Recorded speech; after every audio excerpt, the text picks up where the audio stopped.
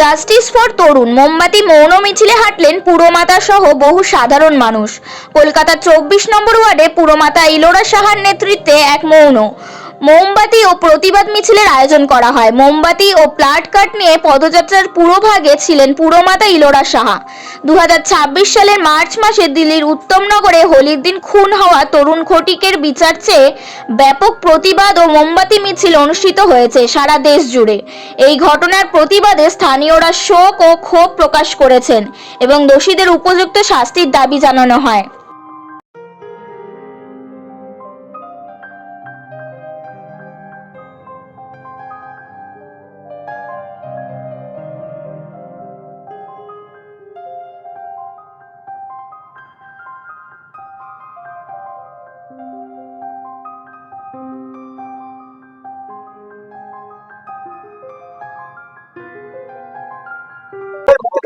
দিল্লির উত্তমনগরে যে তরুণ খটিক বলে একটি দলিত ছেলেকে পিটিয়ে মারা হলো,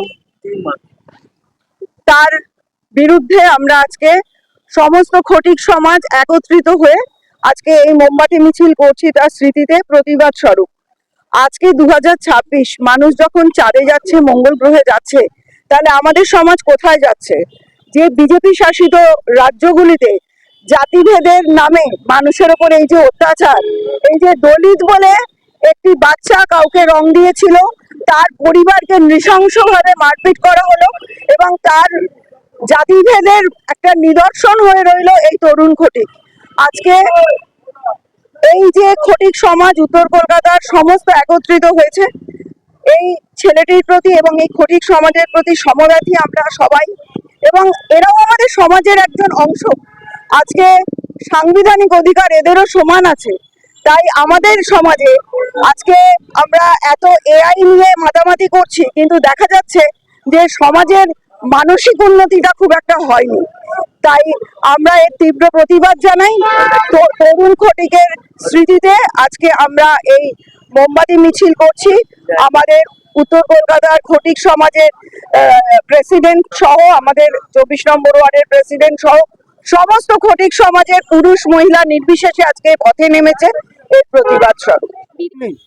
পুরো ভারতবর্ষের মধ্যে এই জাস্টিস ফর ইনসাফ নিয়ে আমরা ন্যায় নিয়ে বা দলিত সমাজকে বা একটা ইনসানিয়তকে যেইভাবে মারা গিয়েছে, আজকে ওদের বাড়িতে যেইভাবে ওদের মা, তার জন্য নিয়ে আমাদের পুরো খটিক সমাজ পুরো ভারতবর্ষের মধ্যে ওনার মাকে, ওনার বাবাকে ন্যায় দিলানোর জন্য ডেপুটেশন দিয়ে আমরা ন্যায় চাইছি কি আজকে ওনার মাকে, ওনার পরিবারকে বা এইভাবে কোনো ঘটনা না হয়ে যায়, বা রাজস্থান, দিল্লি, হরিয়ানা, পাঞ্জাব, কেরালা বা পশ্চিম বাংলা সবাই এইখান থেকে কোনো রাজনীতির দল বলে নেই, সবাই এই যা তরুণ খটিককে ন্যায় দিলানোর জন্য কোনো দল বলে নেই, সবাই একসাথে দাঁড়িয়ে আমরা দলিত সমাজকে।